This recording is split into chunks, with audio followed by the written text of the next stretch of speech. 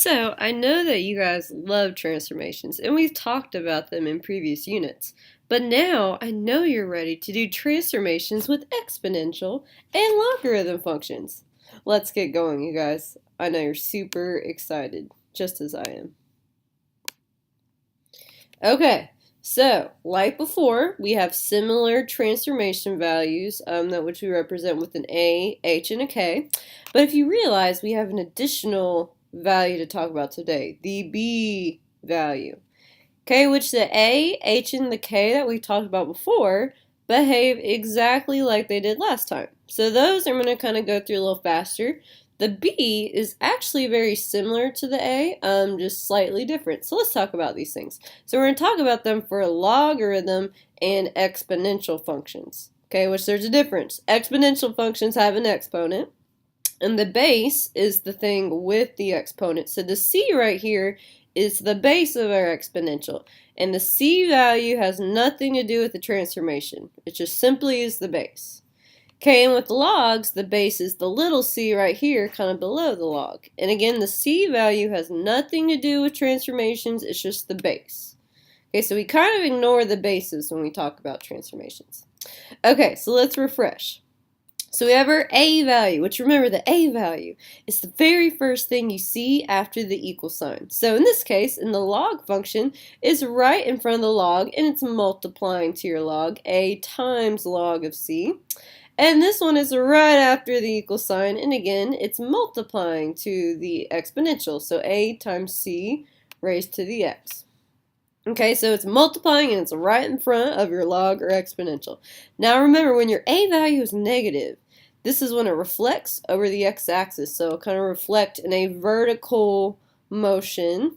When A is greater than 1 or less than -1, so typically we say when it's not a fraction, even though that can be a little deceiving, but typically when it's not a fraction, this is what we do. It becomes more narrow, it gets skinnier, and this is a vertical stretch. Okay, which if you think about kind of pulling the ends of the graph in a vertical motion, okay, it's kind of stretching up, so it'll get skinnier.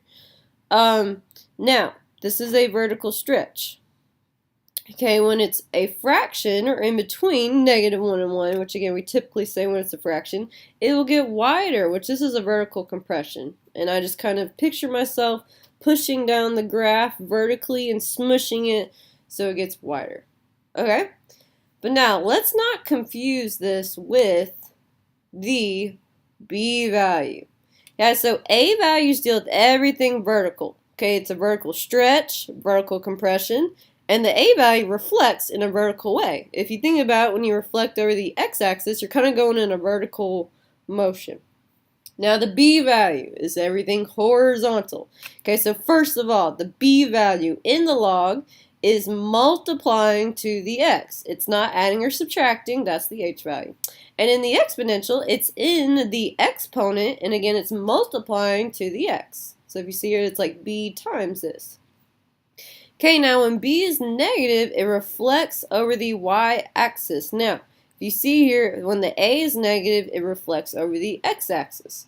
So you need to kind of get this straight in your head. Think about all the A stuff is vertical. When the A is negative, it reflects over the x-axis, which is kind of moving in a vertical motion. When the B value is negative, it reflects in a horizontal kind of motion. If you think about when you flip over the y-axis, that's kind of moving in a horizontal motion.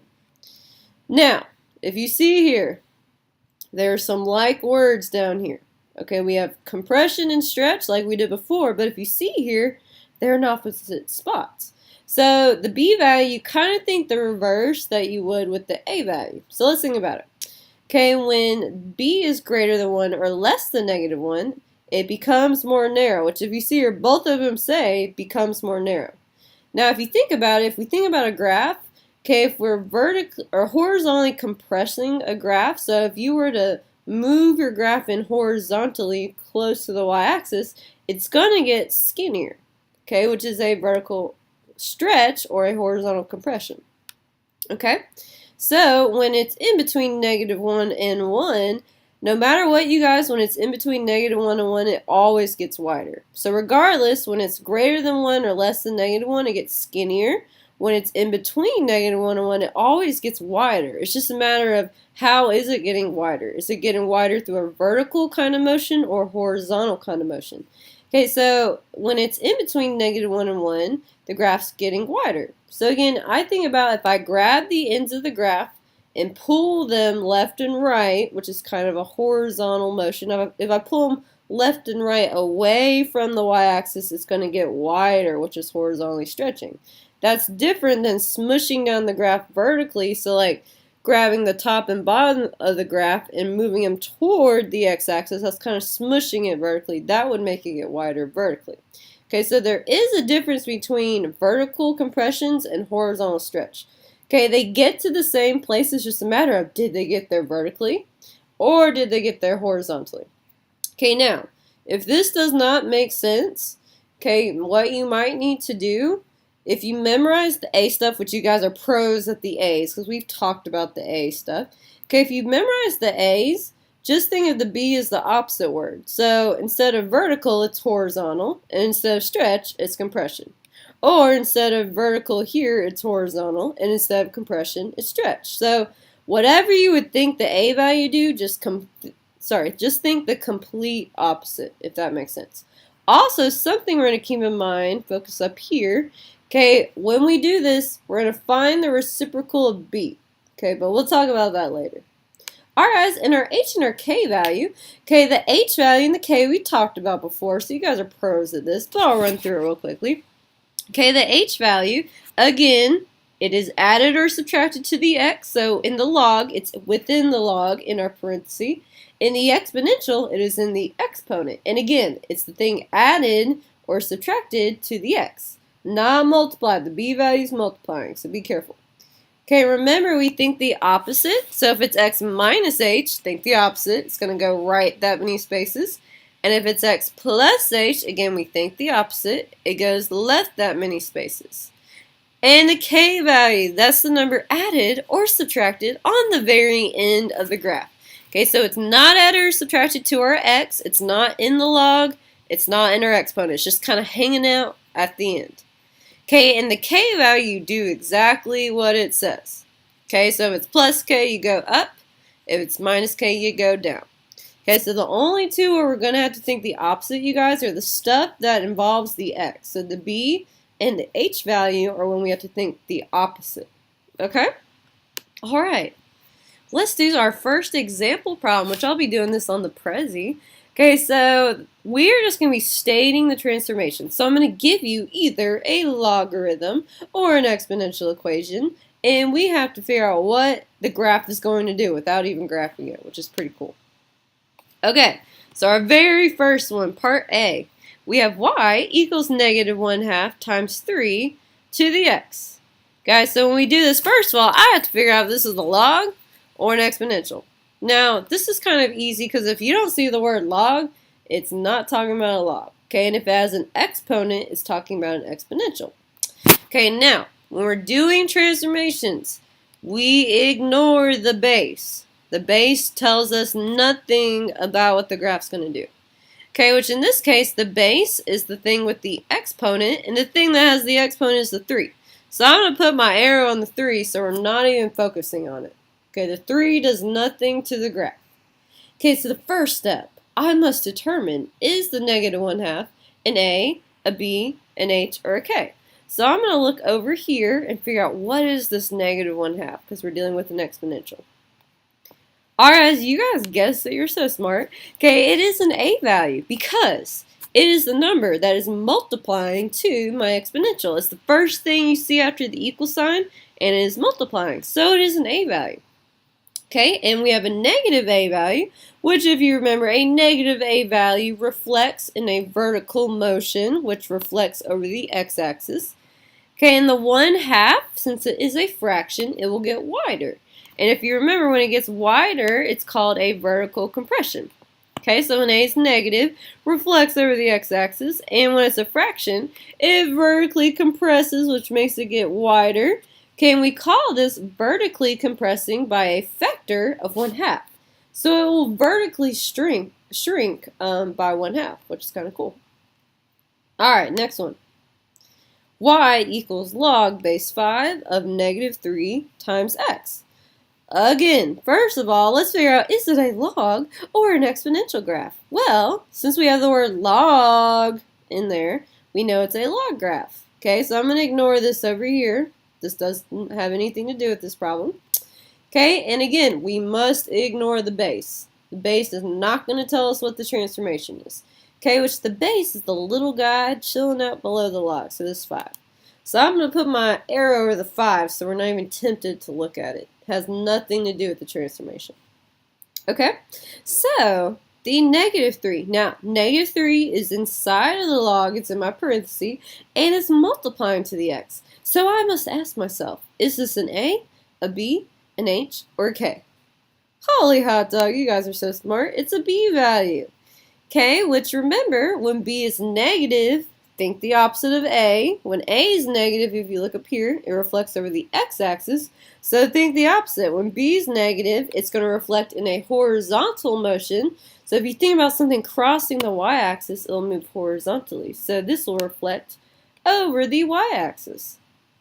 Okay, and this time your B value is greater than 1 or less than negative 1. Negative 3 is less than negative 1. Or you can think of it being the non-fraction thing. Okay, so if it's not a fraction, remember, no matter what, when it's not a fraction, it will get skinnier. Now, it's a matter of how it got skinnier, through a vertical motion or a horizontal motion. Well, to think about it, if we want something to get skinnier horizontally, we're going to have to compress it horizontally. We're going to have to move in horizontally. Okay, so this is horizontally compressing by a factor of 1/3. Now, before we talk about the 1/3, again, if you can't visualize it horizontally compressing, okay, remember, it's the opposite. So when A is not a fraction, it gets skinnier, and it's a vertical stretch. Well, let's reverse both of those things. It's not vertical, it's horizontal, and it's not a stretch, it's a compression. So just kind of find the opposite of what you would for the A value. Something else we have to do with the B value. We have to find the reciprocal of B, and I'll explain why. Okay, it was, ignore the negative, it was 3 as a fraction is 3 over 1, okay, but the reciprocal of 3 over 1 is 1/3. So every single time you find the B value, okay, you have to state the reciprocal of it. And the reason why, okay, if this thing is getting skinnier, okay, it should be, if it's getting skinnier, it should be horizontally getting skinnier. So this means that the graph is now 1/3 the size it was horizontally. So that's kind of why it's a fraction, if that makes sense. Again, if it doesn't make sense, just remember, everything in your parentheses, you got to think the opposite. You got to think the opposite with the B and the H value. Okay, so the B, you got to flip it. Okay, 3 flipped over to 1/3. And the H, you got to think the opposite. Okay. Alright guys, so again, first of all, is it a log or is it an exponential? Well, I spotted an exponent. So guess what? It's an exponential. Okay, and since it's an exponential, now I have to decide what my transformation is and if it's an A, a B, an H, or a K. So, first of all, I'm going to cross out the base because the base is not going to tell me anything about what the graph's doing. Okay, the base is the number with your exponent, so the base is the 7. So I'm going to put my arrow over it so I'm not even tempted to say the 7 is going to move the graph, because it's not. Okay, now, I have to decide, is this plus 2 up there an A, a B, an H, or a K? Holy hot dog, you guys are so smart. It is an H value. Okay, remember you guys, H values add or subtract to the X. Okay, and remember we have to think the opposite. Okay, so the X moves in the direction the x-axis moves, the H value does, so it moves left to right. So if we think the opposite, x plus 2, it's going to move left, and it's going to move left 2 spaces. Awesome job, you guys. Alright, and lastly, our last function, log base 8 of x minus 4. So again, first of all, is it a log or an exponential? Well, since I see log in the word, or in the problem, I know it's a log graph. So I'm going to look over here on the left-hand side. Okay, and now, again, we're going to ignore the base because that has nothing to do with the transformation. which the base is the little guy underneath the log. So I'm going to cover that up. It's the 8. Okay, now I have to decide, is my minus 4 an A, a B, an H, or a K? Well, since we're adding or subtracting outside the log, we're not with the x at all. We're out of our parenthesis. You guessed it. It's going to be an H value. Yay! Okay, remember that the K value moves up or down. Kangaroo, up or down, right? Remember the H value, think hips, left or right. K value, think kangaroo, up or down. Guys, in the K value, you don't have to think the opposite. So we go up or down. Minus 4 means it will move down 4 spaces. You guys are so smart. All right. So those are just stating the transformation. Okay, we'll do some funsies on this in class. Don't you worry. All right, now, example 2. So what we just did over here, these were example 1s. Okay, now example 2. Okay, what we're going to do, we're kind of reversing what we just did, which is pretty cool. Okay, so given the equations g of x equals log base 3 of x and h of x equals 4 to the x, write an equation for f of x. So we're going to start with 2 equations, and based on the transformations we're given, we're going to have to come up with our own equation just like these. But they're going to be trickier. We're going to have more than one transformation in the mix. Okay, so go ahead and pause the video now and watch example 2. Here are the funsies. You'll have to wait for those later. Alright, the last thing we're doing in this section is graphing, exponential and log graphs, which you guys know how to do, but what we haven't talked about is how to graph them with transformations, which is exciting. So remember, whenever we're graphing with transformations, we always start with the parent function. So let's talk about what our parent functions will look like. Okay, starting with our exponential graphs. Okay, so our exponential, the parent function. All you need for the parent function is the base and the exponent of x. That's all you need. Once you find whatever the base of the exponential is, just slap on x as the exponent. That is your parent function, which is always our start function. And remember, when we have an exponential, these are the 3 points we always use to plot our graphs. We always use the points -1, 1 over c, 0, 1, and 1c. Okay, those are the same points we used to graph in the very first section. Okay, now be careful. Something's going to happen when we start moving around graphs that have asymptotes. Remember, for an exponential, our asymptote is at y equals 0. Okay, and the asymptote, if you think about it, if it's sitting, y equals 0 is the x-axis. So if it's sitting on the x-axis, okay, when the graph moves up or down, that is going to be moving our asymptote. Okay, which we'll talk about that in a moment. So our asymptotes could possibly move when we have transformations. Let's talk about the log graph now.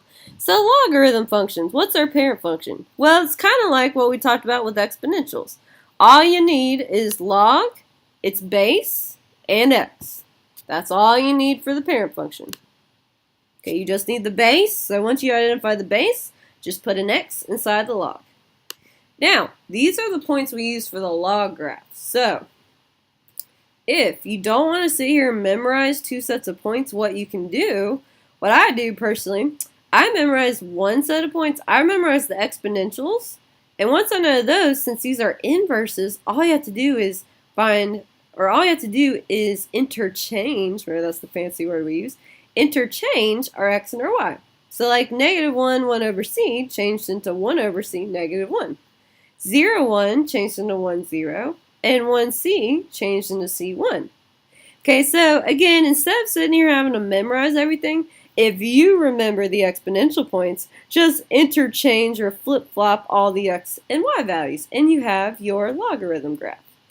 Okay, now, in logarithm graphs, remember, our asymptote is now on the y-axis, which is x equals 0. So, if we shift our graph left or right, okay, if you think about a vertical line, the way it's going to move is if you move it left or right. Moving it up or down isn't going to do anything because it's extending up and down for forever. So if we ever move left or right, it will shift our vertical asymptote at x equals 0, which we'll talk about that in just a little bit.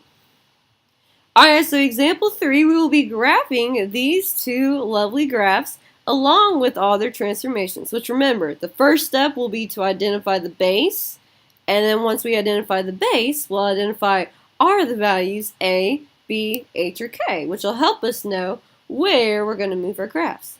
So go ahead and pause the video and watch example 3. And these are our funsies. Holy hot dog. I've had a blast, you guys.